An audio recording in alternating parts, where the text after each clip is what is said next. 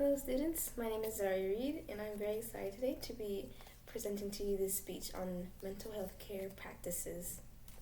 To start, did you know that over 200 billion US dollars was spent in healthcare treating mental illnesses? 200 billion. That is a crazy number to me, and that crazy large number only goes to show just how many people struggle with mental health issues and need the help. Through this speech, I will aim to discuss the statistics of mental health, the different causes, and of course the remedies and practices to combat mental health issues.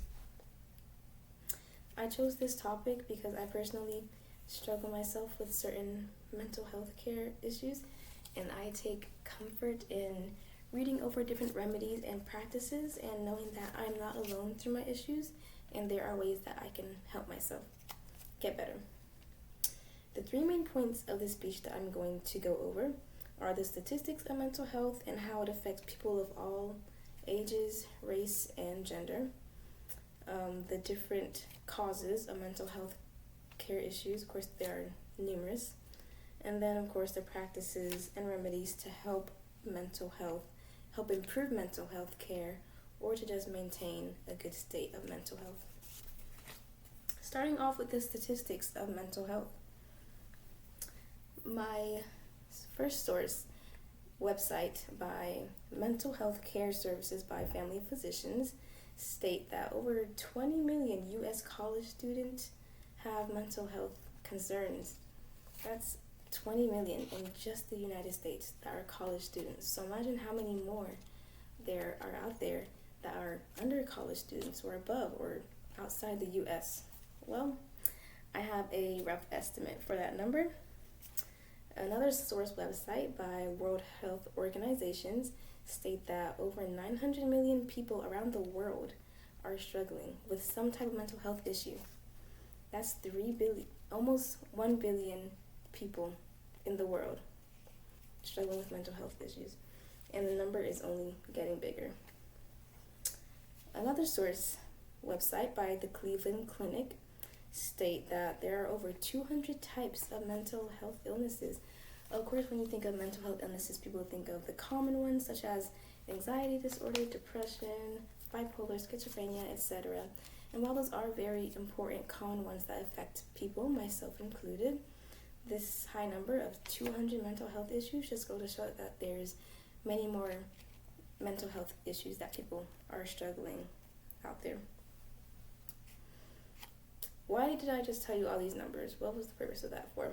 Well, these high numbers just go to show that everyone and anyone can benefit from mental health care practices, and mental health illnesses does not discriminate as it affects people of any type of gender, race, or age.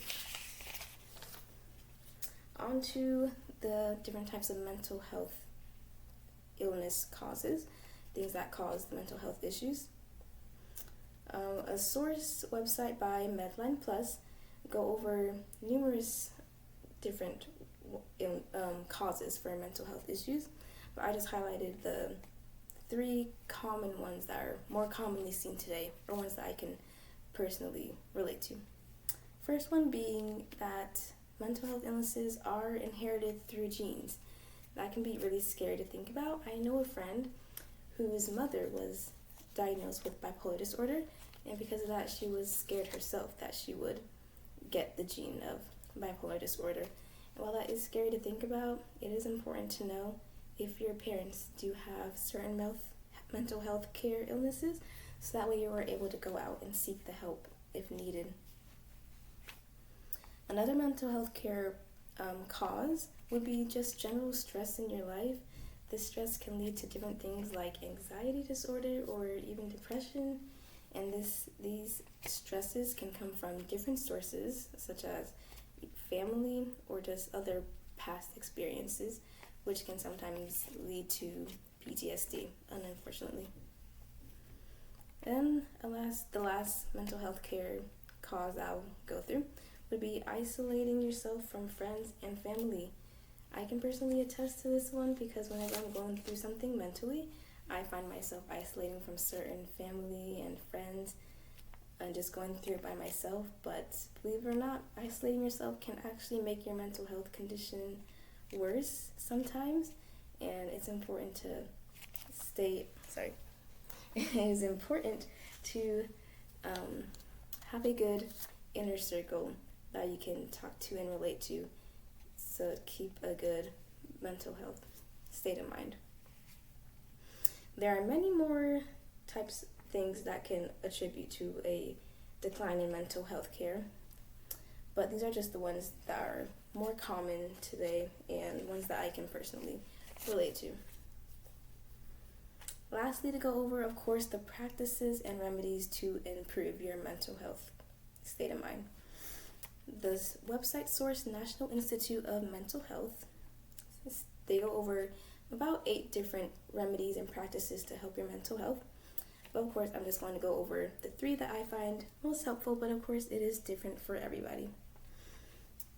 One remedy would be finding different relaxing and wellness activities. This can be whatever makes you feel most calm, whether that be a spa day by yourself, relaxing, going to the gym, working out, whatever calms you down, and just wellness activities that make you feel good inside. Another remedy would be establishing a good inner circle. As I stated earlier, it is not good to isolate yourself from friends and family. Obviously, don't let everybody into your lives because that can deteriorate mental health, but just establishing a good inner circle of about 2 or 3 people that bring you up and make you feel good inside. And the last one would be finding just numerous treatments such as therapy, group counseling, or medication if necessary. That can be scary to think about sometimes, and me personally, I do find myself a little shy asking for help when it comes to therapy or medication, but it is important to take that step. And the list of mental health care practices go on, and these practices can be used for those that are struggling and those that are not necessarily struggling as well. To conclude the speech, I hope that everyone, regardless of if you're struggling or not with mental health care issues, can take these statistics and remedies and put it to use in their daily lives.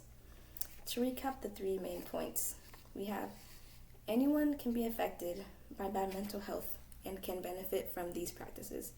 And there are different causes of mental health.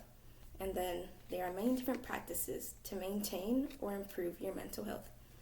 To close, I urge you all that are struggling or not struggling with mental health to refer to these mental health care practices or find your own mental health care practices and implement them into your daily life, and you're sure to see a positive change. Thank you.